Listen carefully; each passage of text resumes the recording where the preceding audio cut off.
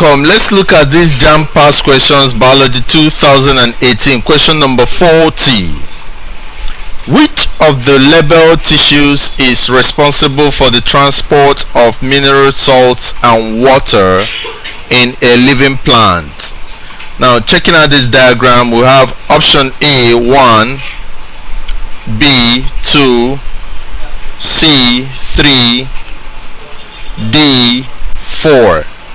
Now we need to understand the transverse section of the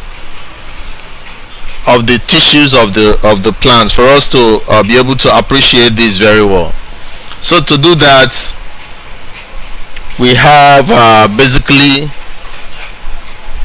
we have the xylem and the phloems.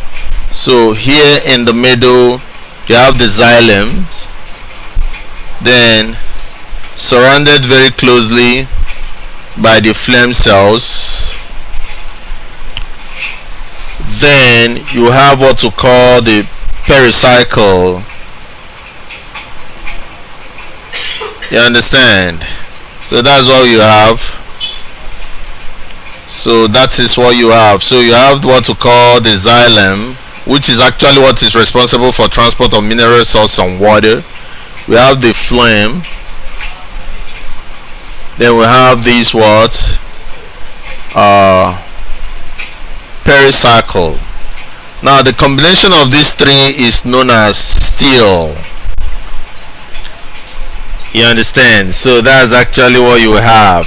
Now surrounding this lightly, we have the what we call the endodermis, which is very well closed up by the cortex.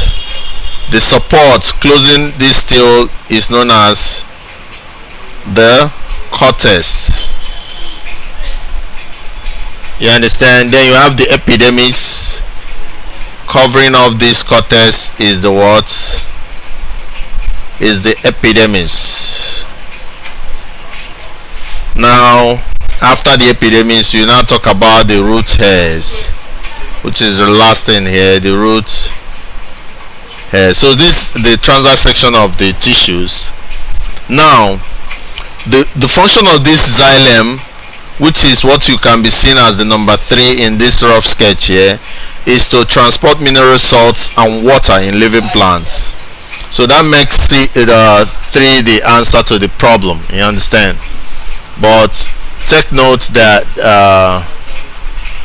you have the other parts of the tissue. You have the epidermis, you have the endodermis, the pericycle, the xylem, the phloem, the cortex.